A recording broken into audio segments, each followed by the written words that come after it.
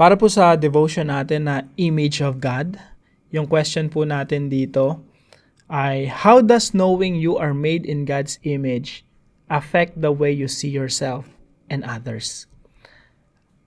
Ngayon na nalalaman natin na tayo lahat ay nilikha ayon sa imahe ng Diyos, paano ba natin dapat tinitingnan yung ating mga sarili at yung ibang tao?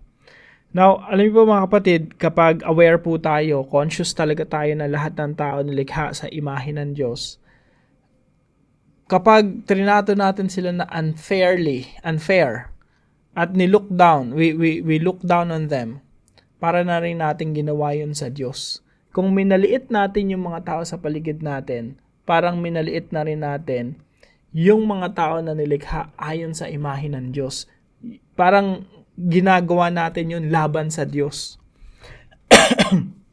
So mga kapatid, I hope maging habit po natin lahat, no, na tingnan yung ibang tao na mahalaga, valuable. Mayaman man yan, mahirap man yan. Lalo-lalo na po sa mga churches natin, kasi ang tendency po kasi ng mga tao sa mundo, kapag mayaman, special yung treatment. Pati yan nadadala po sa church. Pag mayaman sa church, pag maimpluwensya, pag maraming narating sa buhay, special yung treatment. And I hope of course, hindi naman masamang humanga. Okay lang naman hangaan yung mga kahanga-hanga. Pero it doesn't mean na magkakaroon na tayo ng favoritism na mas special, mas todo effort tayo, binibigyan natin ng atensyon yung mga, mga may kaya sa buhay, na naiitsapwera na natin yung mga may hirap, naiitsapwera natin yung walang maibuga sa lipunan.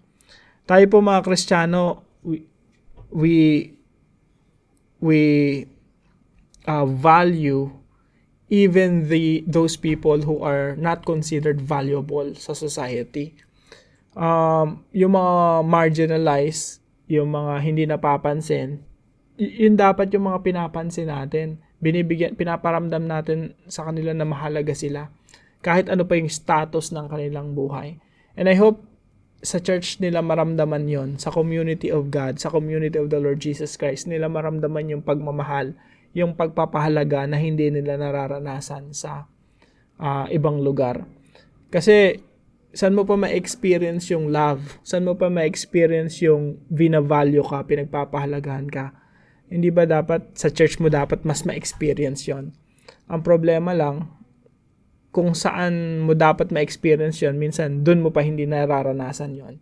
Kasi yung mga tao minsan sa mga churches mapagmataas, or hindi binibigyan ng halaga yung mga lalo na pag mahirap ka or wala kang maibigay na donation sa church, no? Minsan hindi ka napapagpahalaga, hindi ka napapansin. So, I hope sa lahat ng nakikinig dito sa devotion natin, magkaroon tayo ng ganong klaseng attitude na lahat ng tao mahalaga sa atin. Lahat ng tao tinatrato natin na special, no? We view all people as image bearers of God. We never look down on people, on others, and we treat all people equally and fairly. And I hope mangyari po yan sa mga churches po natin. So, yun lamang po. Kung meron po kayong natutunan sa devotion natin na ito, pwede niyo pong idagdag sa comment section right below this video. At I hope itong devotion na to maghatid ng justice and fairness sa ating mga kinabibilangang mga churches. So, lastly po, gusto ko pong banggitin, no, yung Philippians chapter 2 verse 3. In humility, value others above yourselves. So, magkita-kita po tayong muli bukas, 5:00 ng umaga dito po sa ating daily devotions. God bless you po.